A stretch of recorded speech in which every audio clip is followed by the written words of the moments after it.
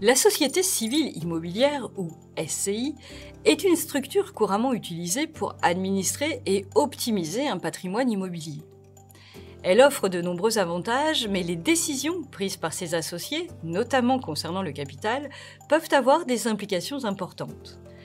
En effet, bien que le Code civil n'impose pas de capital minimum pour les SCI, en pratique, il est souvent fixé à un montant plus conséquent pouvant être modifié au fil du temps selon les besoins et la stratégie de la société.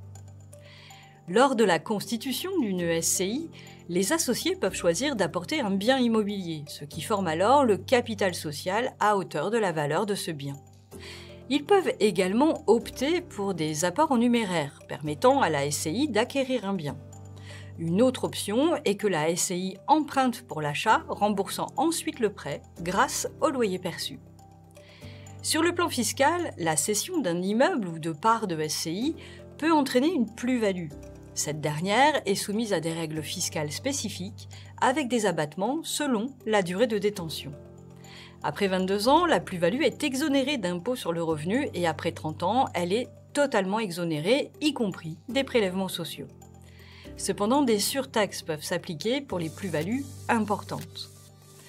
Un point d'attention crucial est la question du capital non appelé. Si la SCI a un capital élevé mais non libéré, cela peut remettre en question la déductibilité fiscale des intérêts d'emprunt.